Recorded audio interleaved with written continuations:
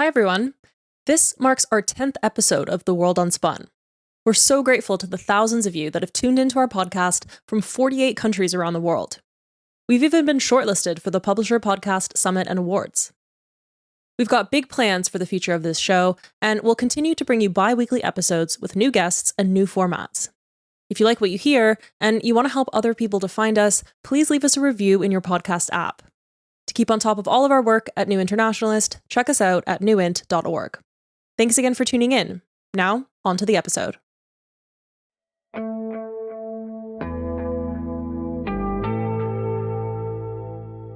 Welcome to The World Unspun. I'm your host, Maxine Betteridge-Moes.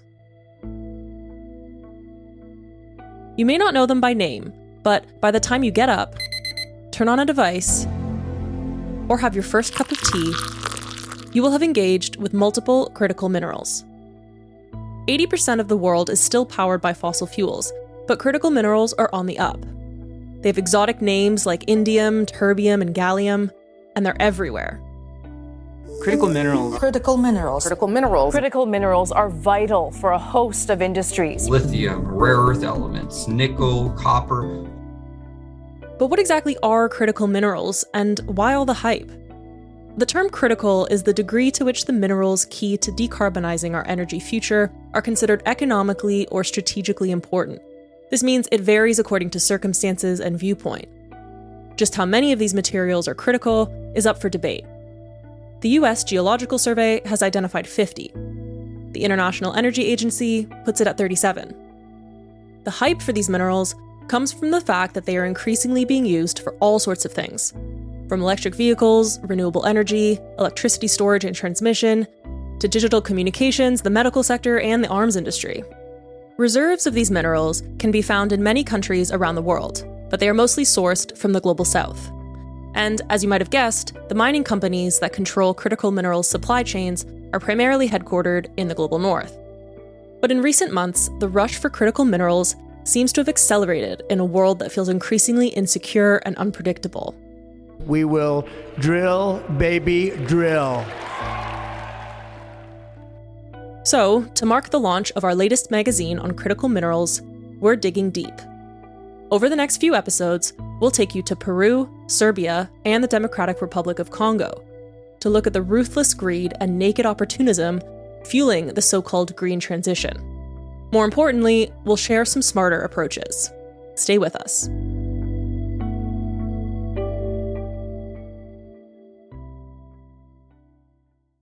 Hello, I'm Vanessa Baird, and I'm a former co-editor of NI, and now I'm a contributing editor.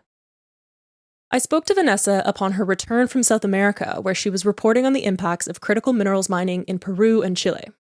So when I started looking into this, I had to explain to people what critical minerals were.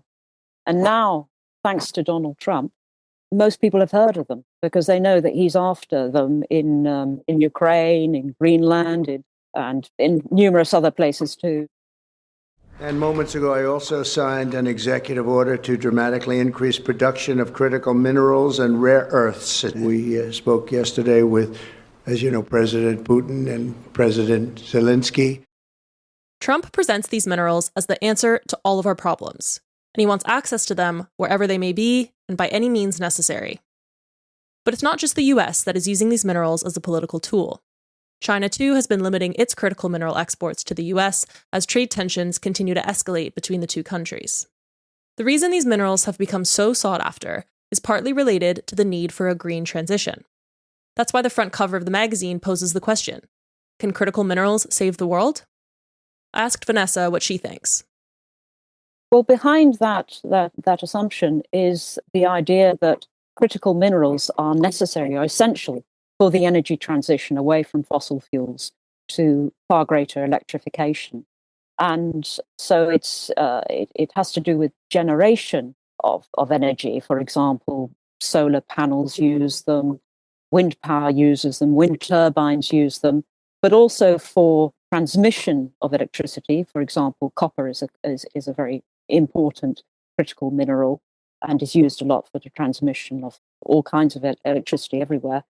And also the storage of electricity in batteries, lithium, cobalt, and graphite are all key critical minerals for batteries. And half of the increase that we're going to need in critical mineral mining is actually going to go into batteries, etc., for electric vehicles. In her research, Vanessa found that if today's rates of private car ownership are projected to 2050, EVs in the US alone would require 3 times the amount of lithium produced for the global market today. But this assumes that private car ownership will remain the dominant model to be replicated around the world.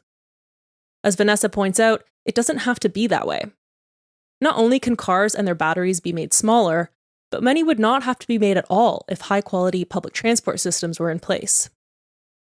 There's very little discussion of the model of transport whereby people have private cars carrying on as the dominant model, because if it does, we're going to have to mine so much in terms of critical minerals that it's going to create a lot of problems. Mining already creates a huge number of human rights and environmental issues. Then those people who are in the front line of mining, the communities that live in the areas where mining happens, are going to be even more under attack. I've seen a lot of really slick ads from companies like BlackRock, especially on LinkedIn, popping up talking about how critical mineral mining can power the AI revolution and the low carbon transition. We believe the price of copper, as well as other crucial materials, will rise over the coming years as infrastructure demand increases and as supply remains constrained. And this may provide amazing opportunities for investors in this area.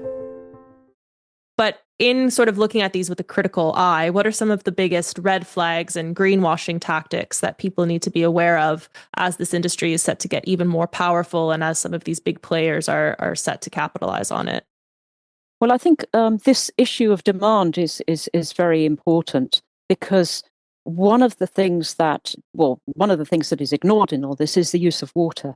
That in order to mining uses a huge amount of water. So does AI use a huge amount of water. So we're going to have, we already have an issue of water scarcity around the world. That's going to become very much worse. So that's one issue. And the other issue is the one I just touched upon, which is the issue of human rights and just the extent of the amount of mining that's going to have to take place. Also, we have to bear in mind that these mining companies see an opportunity and they're going for it. So they present themselves really as the purveyors of the green revolution, if you like, because the mining companies can deliver these critical minerals, but they don't go into any kind of detail of the destructive impact of mining itself, the amount of water they're going to be using, and also the human rights issues that surround mining.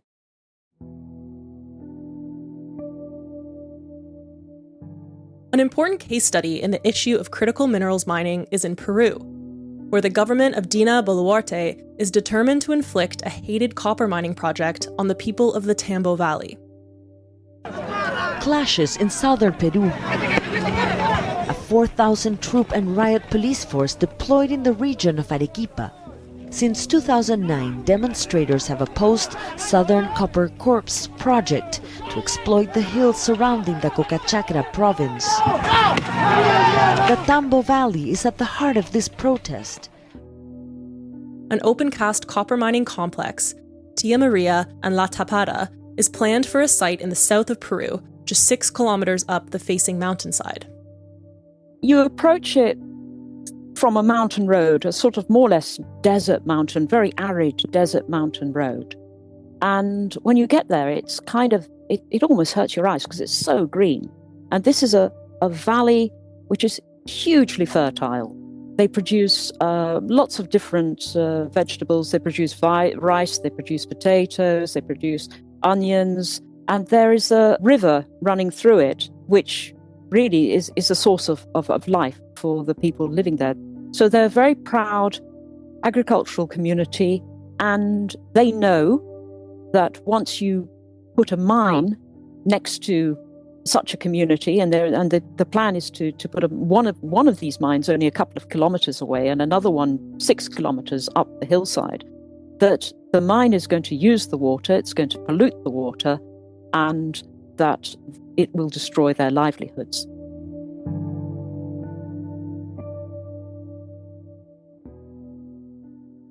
The Tia Maria mine was first mooted and resisted over 15 years ago. Popular protests in 2011 and in 2015 were met with lethal violence from police and other government forces. Riot police fired tear gas. Demonstrators wielded rocks at them. In more than 6 weeks, at least 3 people have died and hundreds have been wounded. Farmer leaders of the Defense Front for the Tambo Valley paid a high price, receiving long prison sentences for their involvement in the protests. Some even fled into exile. Some of them have lost their lives to it because in protests against the project, some of them were shot by police. So they have a lot of skin in this game. 3 successive Peruvian governments wrestled with what to do with the stalled mining project. Then, in 2021, President Pedro Castillo declared Tia Maria a, quote, non-starter. The people of the Tambo Valley could breathe a sigh of relief, but it wouldn't last. Last year, the government of President Dina Boluarte announced that Tia Maria was back on the cards, and Vanessa says the local resistance has been spurred on once again. Cheering farming, yes, mining, no. Protesters with the Defense Front movement say they're ramping up their efforts to stop the mine. They are on an indefinite strike, which involves various protests around the place or in the neighbouring domain, the capital of the region, which they've also launched a new legal action against the mine. Meanwhile, the government has given the mine a green light in all things, and construction work is due to begin in August. Peru's Congress is controlled by a coalition of right-wing parties who chose Boluarte as their new leader after the overthrow of incumbent Pedro Castillo in December 2022. A lawyer with rural and indigenous roots, she's Peru's first female president. But since taking power, the unelected leader has shifted from an unconvincing moderate to right-wing neoliberal with an authoritarian edge. Now she wants Tia Maria to be part of her legacy. Last year, the Defense Front brought forth a legal case on the basis that environmental permits had expired. But these objections were overridden, and the then mining minister Romulo Mucho, who had interests in companies associated with the mine, gave it his strongest backing. I've been talking about this for a while. How can the Tambo Valley be modernised? Above all, it requires comprehensive development of the Tambo Valley, but it needs a partner. Who is that partner? Tia Maria, of course.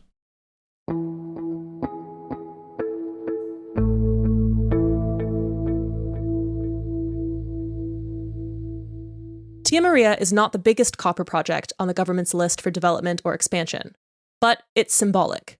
Here's Jose de Echave, the director of a Peruvian NGO that monitors mining conflicts and supports communities affected by mining. Tia Maria has become an emblematic project, and the government's view is that if Tia Maria is successful, other controversial mining projects could follow. Projects like Tambo Grande and Conga and others. That's why there's a lot of interest in getting Tia Maria into production. This government is very pro-mining. It's very pro-big mining.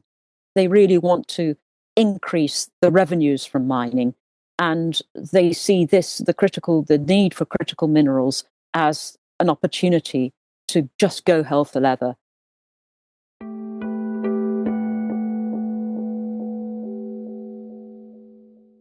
The Ethical Shop is full of fair trade, organic and eco ideas, both for gifts and household goods. If you want to avoid Amazon and like the idea of trading more directly with a range of small suppliers, then come to us. We've got organic pasta from Essential Trading, fairly traded chocolate from Divine, a collection of unique greeting cards, plastic-free soap bars, and a whole range of Palestinian produce from our friends at Zaytun. What's more, the Ethical Shop exists to support the New Internationalist. Head over to ethicalshop.org and give us a whirl.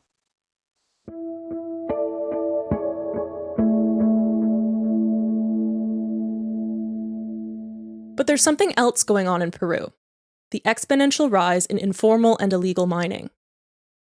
As Vanessa points out in her piece, some 500,000 people work in this informal, sometimes called artisanal sector. That's more than double the number that work in conventional mining, mainly for multinational companies. They range from some of the poorest, most marginalized women scraping a living, to entrepreneurs earning enough to send their children to university abroad. But there is an important distinction between informal and illegal mining. The former is unofficial but not prohibited. The latter is carried out illegally in prohibited areas. Illegal mining has also become associated with violent criminal gangs. Informal miners are represented by a union called Confemin, and they want to be formalized. This should result in increased tax revenue, reduced criminality, more economic security for miners, and the application of environmental standards. But the model devised in Peru was so complicated and expensive that after 2 years, barely 2% of informal miners had completed the process. Still, Vanessa says that the union's activities and local protests against Tia Maria have inspired other movements elsewhere in the country. But in Peru's current political climate, this doesn't come without significant dangers. The Boluarte government already has a record for lethal repression of popular protest, with the killing of 50 civilians during protests in late 2022 and early 2023. The government at the moment has shown that when push comes to shove, it will open fire on protesters. It did it in 2022 when the government of when Pedro Castillo was ousted and Dina Boluarte, the president Dina Boluarte, came to power. They showed then that they were quite ready to open fire on protesters. So it's a dangerous time. It's a dangerous time for protest, and it's a time when the political space is constantly being eroded with new laws to try and crush protest, to criminalize protest, and also now more recently and more alarmingly to try and stop the activities of NGOs who are trying to defend the rights of communities affected by mining, to such an extent that even making critical comments about mining projects has been described as almost a terrorist act. It's a sort of strategy that has been used in Nicaragua, it's been used in Venezuela and Russia. So it's going to become harder and harder for those NGOs concerned about human rights and concerned about the environment to keep functioning in Peru. And very important that the international community keeps an eye on what's going on.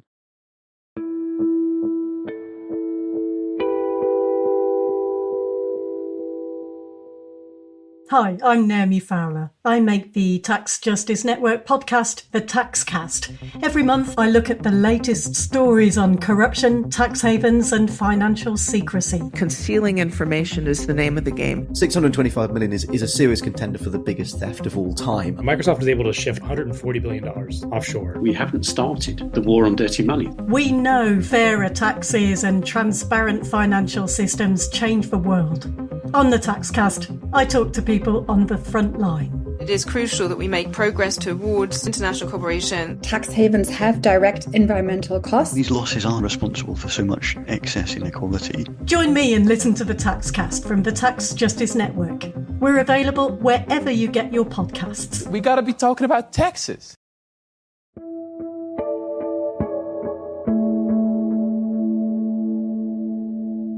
Given what we've discussed so far, what do you think is the most important takeaway from this case study in Peru as to responsible minerals, responsible mining that considers both people and planet, that takes into account these human rights issues that you've raised and that takes into account the environmental concerns that you've raised? Is there a way forward that is really more responsible? There might be.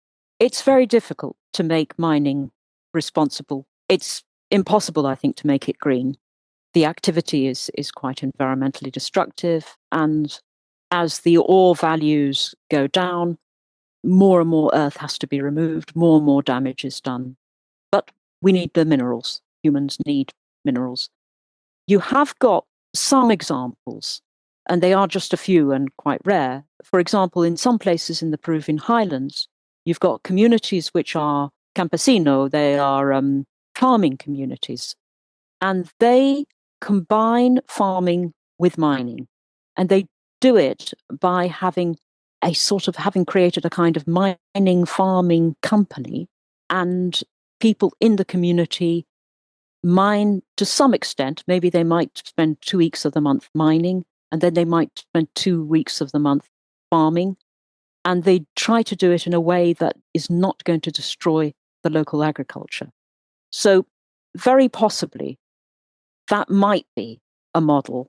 Mining can be done better, but I think responsible, maybe, but we don't see much of it. Peru's politicians are gearing up for elections set to take place in 2026. This government, this president, has got record levels of unpopularity. I think she has about 3% popularity approval ratings. Congress is similar. So there's a huge disaffection with the political system in Peru. There are about, I think, over 30 political parties registered for the forthcoming elections. And a lot of them are parties that we've never heard of before. Vanessa says that while the current electoral candidates are unlikely to focus on developing a better model or protecting the environment from the excesses of mining, Peru's informal miners' union could provide a source of hope. The informal miners have got a very powerful union, and they are a political force to be reckoned with. So I think watch that space, really.